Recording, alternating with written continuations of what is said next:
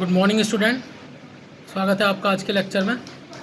आज के लेक्चर में मैं आपको बताऊंगा कि अगर हमारे टैप्स या स्टड्स होल में टूट जाते हैं तो उनको हम बाहर कैसे निकालते हैं। तो उसको निकालने के हमारे कई तरीके हैं। तो इसमें दो कंडीशन होती हैं। एक तो हमारा टैप या स्टड जो है होल की या जो सतह होती है जो कि उससे ऊपर टूटा है या होल के अंदर टूटा है।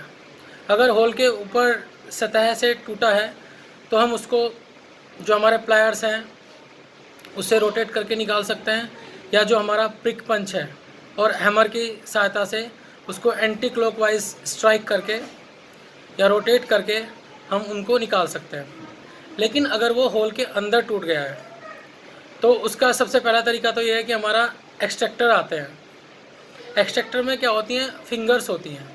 तो जो एक्सट्रैक्टर्स की फिंगर होती हैं वो जो टैप्स में स्पाइरल फ्लूट्स होती हैं उनमें वो फंस जाती हैं और उसको हम एंटी क्लॉकवाइज रोटेट करके भी स्टड या टैप्स को निकाल लेते हैं।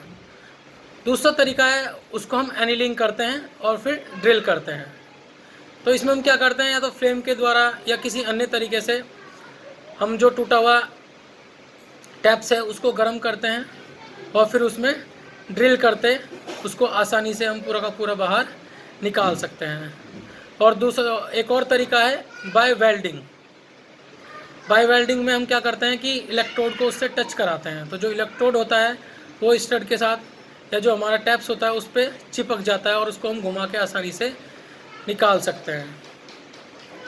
तो जो हम पंचिंग मेथड जो मैंने बताया, हम उसमें प्रिक पंच यूज़ करते हैं और हैमर से स्ट्राइक करके उसको निकाल लेते हैं। तो ये जो कुछ बेसिक तरीके थे जिनको आप जो हमारे टैप्स और या स्टड्स टूट जाते हैं उनको आसानी से निकाल लेते हैं। तो इट्स स्टड्स के बारे में आपको बताना चाहूँगा कि हमारे हेडलेस स्क्रूज़ होते हैं जिनमें हेड नहीं होता है। अगर स्टड बाहर की तरफ टूट चुका है तो आप क्या करते हैं, ये जो तरीके जो मैंने बताई वो भी अपना सकते हैं। और एक तरीका और है कि आप फाइल करके उसको जो ऊपर का पोर्शन है उसको स्क्वायर शेप दे सकते हैं और उसको आसानी से रोटेट करके आप लोग निकाल सकते हैं। So stay at home and be safe.